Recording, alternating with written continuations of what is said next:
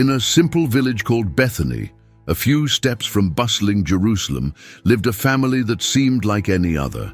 3 siblings shared the same home, the same blood, and a story that little by little, heaven would begin to write. Martha was the oldest. She was one of those people who wake up early, roll up their sleeves, and don't wait for anyone to tell them what to do. She was practical, decisive, with a sense of responsibility that was almost tangible. The house ran because of her. While Maria had a calmer, more contemplative nature, and Lazarus was more discreet, Martha was the type who held everything together. Everything went through her: the bread, the wine, the chores, the advice, even taking care of her siblings. And it wasn't out of vanity, it was instinct. She protected what was hers, even if it meant sleepless nights and heavy thoughts that she didn't even know where to put. Subscribe to the channel for more exciting Bible stories and turn on notifications so you don't miss any videos. If this content touches your heart and you want to support us, feel free to click on the Thanks a Lot button. All help is welcome and makes a big difference. That house, with the smell of warm bread and worn stone floors, was a meeting place. Neighbors passed by, friends sat down, and there was always room for one more. But a different visitor was yet to come. Someone who would not just pass through, but would change the history of that home, and especially the history of Martha. She didn't know it, but the rhythm of her life was about to collide with something that couldn't be organized with a broom or solved with bread. What was about to knock on the door was not just any guest. It was the Messiah himself. And the curious thing is that even without realizing it, Martha had already been preparing for this moment, like someone who is tidying up the house without knowing that the owner is coming.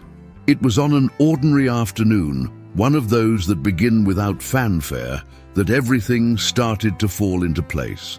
Martha had that fast-paced way of someone who lives 2 steps ahead of the present. While others were still deciding what to do, she had already done it. She knew where everything was in the house, the right time to take the bread out of the oven, the exact amount of water for each jug. She was the kind of woman who didn't leave anything half done. If she did something, she did it right. But it wasn't just about serving. There was something deeper there. Martha carried a heavy sense of obligation on her shoulders. It was as if everyone's well-being depended on her. And, in a way, it did. She took care of everything. She always found a way. But this came at a cost. While her hands took care of the outside, her heart remained silent, busy but empty. Inside, there was a question that had never been asked out loud. What about me? When does someone take care of me? But she wasn't the type to stop and feel. Time was measured by the crackling of the firewood, the breeze that warned of a change in the weather, the noise from the street that brought new people to feed. That afternoon when Jesus arrived, Martha did what she knew how to do. She welcomed him, ran around, tidied up, and arranged everything. Her every move was an attempt to honor his presence, to show her service, to ensure that everything was perfect. But there was something she couldn't control. Jesus didn't seem concerned with the table setting. He looked inward, and that baffled her. Mary, sitting at his feet, seemed to have discovered a place where time stood still, and that bothered Martha. Because deep down, she wanted to be there too. She just didn't know how to stop. So for the first time, Martha did something she never did. She complained. She asked for help. She asked for justice. She wanted Jesus to say the obvious, that Mary should be helping. But what he said was something else, something she didn't expect to hear. Martha, Martha. That was how he responded, in a calm tone, unhurried, but cutting deeper than any knife. It was as if, just by repeating her name, Jesus already knew everything that was behind her agitation. It wasn't just about work, it was about the fear of not being enough, about the pain of never feeling seen, about the exhaustion of a life lived outwardly, while inside things were falling apart in silence. The phrase that followed was etched like fire on dry wood. You are anxious and worried about many things, but only one thing is necessary. That hit hard. Martha, who always had an answer for everything, was speechless, because there, facing the Master, she understood that she was trying to please God with what she was doing, when what he wanted was to be with her in who she was. Jesus was not rejecting her help, he was revealing his soul. Meanwhile, Mary remained there at his feet, listening, receiving. Martha was no less loved for standing, but she no longer needed to hide behind her usefulness. For the first time, she felt she could simply stop and be. But life doesn't stop to wait for our hearts to reach the truth, and the following days brought a new test, a much deeper one. Because good times pass quickly, and when you least expect it, something dark knocks on the door. This time, it wasn't a visitor. It was pain. It was loss. It was death. Lazarus, her beloved brother, suddenly fell ill, and the illness did not seem ordinary. It was like an icy wind blowing through the cracks in the house, warning that something big was coming. Martha did what she knew how to do. She took action. She sent messages. She asked for help. She sent for Jesus. But the days passed, and he did not appear. The days dragged on as if the sun had forgotten to move in the sky. At each dawn, Martha looked out the window, hoping to see someone in the distance. Any sign, a trail of dust, a familiar tunic, a voice saying, "He's coming," but nothing. Only silence, a silence that screamed inside her. Meanwhile, Lazarus was getting worse. His fever burned like fire. His eyes no longer sparkled as they once had. Mary cried softly in the corners of the house, but Martha tried to be strong. She held back her tears so as not to break down in front of them. With each basin of water changed, each wet cloth, she murmured a prayer that was already mixed with despair. "Lord, where are you?" On the fourth day, the inevitable happened. Lazarus died. There was no miracle. There was no sign. There was weeping, tight hugs, and a quick burial, as tradition dictated. Martha participated in everything, with the steadfastness of someone who had learned to care for others even in mourning. But inside, she was broken. It was only 4 days later, when the tears had dried on the walls of the house, that someone ran to her with news that seemed like a bad joke. Jesus has arrived. He's here now that it's over, now that everything is finished. Even so, Martha did not wait for him to enter. She got up, wiped the flower of mourning from her hands, adjusted her veil, and went. Alone. She found Jesus on the road, his face heavy with more than sadness. And she was direct, as she always was. "Lord, if you had been here, my brother would not have died." But soon after, as if a flame had been lit amid the rubble, she said something that even she didn't know still lived inside her. "But I know that whatever you ask God, he will give you." That's when Jesus looked at her and said something that turned her world upside down. Jesus looked into Martha's eyes with a firmness that did not intimidate but uplifted. And then he said, "Your brother will rise again." She nodded almost automatically, as if responding out of politeness, not hope. "I know, in the resurrection, on the last day." But Jesus wasn't talking about some distant future. He wasn't philosophizing. He was making a statement right there in that moment, with an authority that made even the wind stop to listen. "I am the resurrection and the life." Martha did not respond immediately. It was as if those words needed to find space among the shards of what she still believed. But after a brief silence, she said, "Yes, Lord, I believe." And it was that faith, somewhat trembling but true, that led her back home to call Mary, as Jesus had asked. What happened next, no one there would ever forget. Jesus went to the tomb, the same one where Martha had cried, where her brother's body already smelled bad. When they got there, he told them to take away the stone. Martha, in a reflex that mixed reason and fear, tried to stop them. "Lord, it's been 4 days," as if to say, "There's nothing more to be done." But Jesus, with the same voice as before, replied, "Did I not tell you that if you believed, you would see the glory of God?" And then the stone was removed. The strong smell escaped like a blow of reality, but no one moved. Jesus raised his eyes to heaven, prayed, and cried out loudly, "Lazarus, come out!" It was at that moment that the impossible stumbled into the cave. There was a shuffling, a muffled sound, as if the ground itself were giving back what it had swallowed. Lazarus appeared, still bandaged, standing, alive. The crowd choked with tears. Martha froze, and there, where before there had been only death, a new kind of life was born.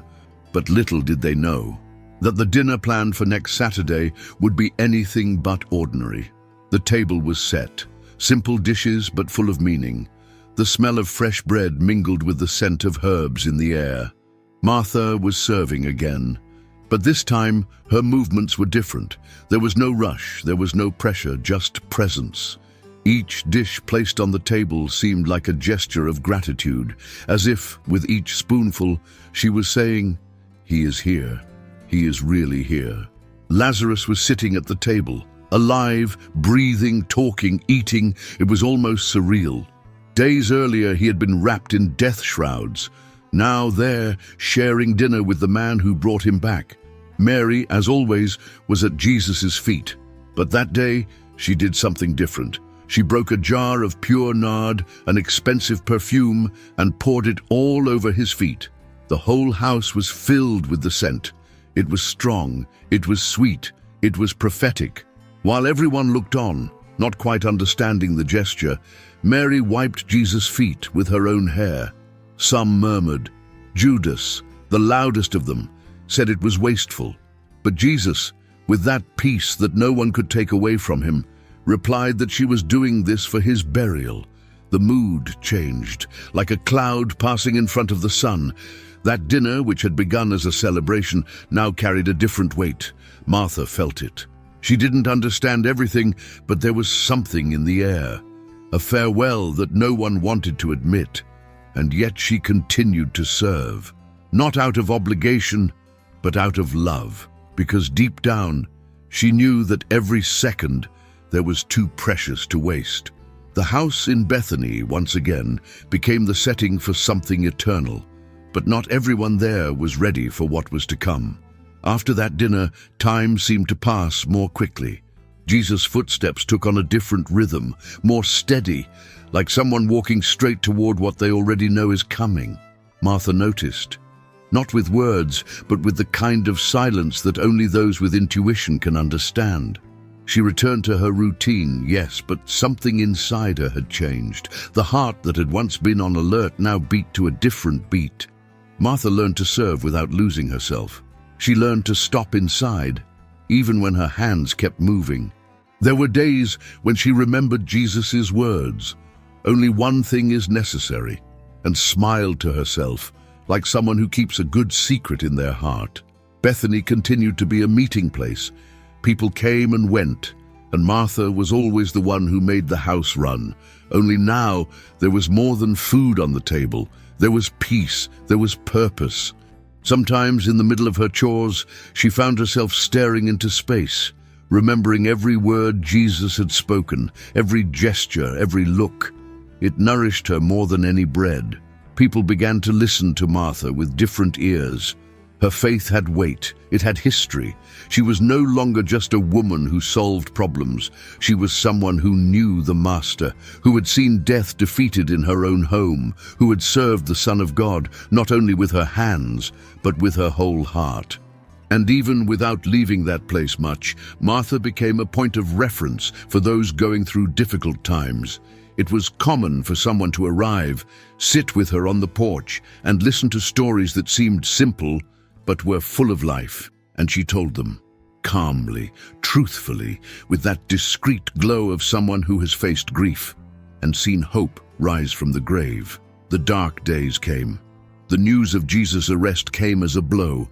Then the crucifixion, too fast, too cruel.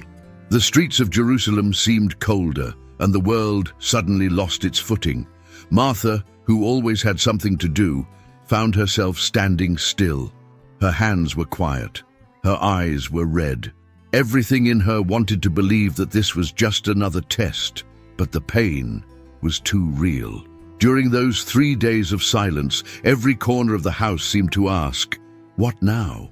Martha remembered the dinner, the spilled perfume, Jesus' voice saying that Mary was anointing him for burial. It wasn't just symbolic. He knew it, he always knew. But then the 3rd day came, and with it the impossible news: he lives, he is risen. Martha cried again, but now for a different reason. It was as if all the pieces finally made sense. Lazarus' resurrection had been more than a miracle. It was a sign, a harbinger, a taste of what was to come.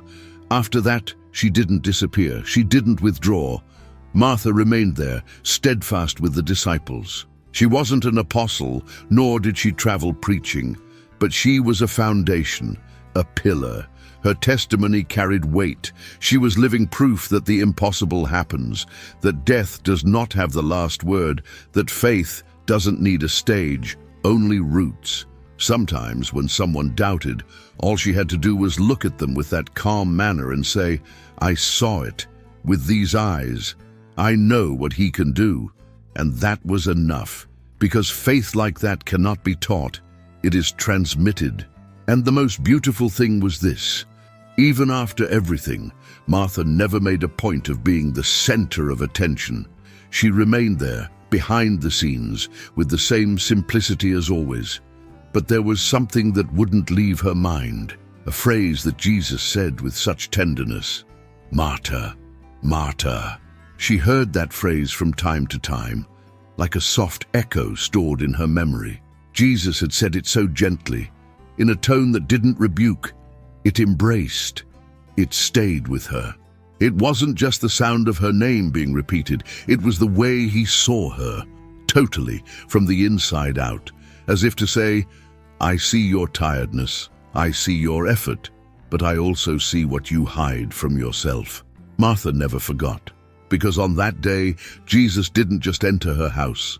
He entered her heart. He touched a part of her that she couldn't even name. And from then on, she became a different person. She still served, of course. She still took care of the details. But now she did it with a kind of peace that didn't depend on the outcome. She no longer had to prove anything to anyone. Over time, the house in Bethany became a place of remembrance and faith. Those who passed by found not only shelter, but wisdom. Martha was sought out by people who wanted to hear stories, not only about what Jesus did, but who he was. She spoke little, directly, as always, but her words carried weight. She was the kind of person who didn't try to convince. She just told what she had experienced. Sometimes at night, she would sit on the porch and look up at the sky, and it was easy to remember what she had seen happen right there in her backyard. Death being turned upside down, the impossible knocking at the door, the voice of Jesus calling someone who had already crossed the finish line. And even with all that baggage, Martha never put herself above anyone else. She was just Martha, the one who opened the door one day to a guest and discovered that she was welcoming God himself. But the Bible, curiously, never told what happened to her after that. And perhaps that was intentional. Time passed, the pages of the Bible turned, the apostles went their separate ways, the world changed. But about Martha, there is no written ending. No line tells us when she left, where she was buried, if she had a farewell, if someone held her hand at the end. It is as if her story had been left open, like a book that ends with ellipsis, not a period. But that does not mean she disappeared. On the contrary, Martha lived on in example, in gesture, in the memory of the homes that learned to be places of welcome. She remained in the hearts of those who live between doing and feeling, between acting and believing. She became a silent reference, one of those people we don't mention every day, but carry with us like a compass. Her life went on, probably in the same way, serving, listening, advising, preparing food and preparing hearts. And even though her end was not recorded, the truth is that she had already won long before that. She overcame haste. She overcame anxiety. She overcame the fear of not being enough. She overcame the pride that hides behind service, and that cannot be erased. Some say she continued with the disciples. Others say she went with Mary and Lazarus to other lands. Some say she was persecuted, that she helped spread the gospel, that she taught women to pray, that she cared for orphans and widows. The truth, we don't know. But perhaps that is exactly where the secret lies. What Martha lived does not need a stage to be remembered, because what really matters is what her story still says to those who live today, to those who run too much, to those who do everything for others and forget themselves, to those who love God but sometimes don't know how to stop and listen to Him. And that's where Martha's life reaches us and asks, calmly, what about you? Have you been able to stop? Because Martha isn't just an ancient character stuck in the pages of a book. She's a mirror, a living reminder that you can love God very much and still get lost in the rush, that you can do everything right and still feel empty deep down. Martha is that voice that whispers amid the noise, hey, only one thing is really necessary. We learn from her that serving is beautiful, noble, necessary, but serving without listening becomes a burden. Doing without connection becomes an empty routine. God never asked us to take care of everything. He asked us to be with Him, and that changes everything.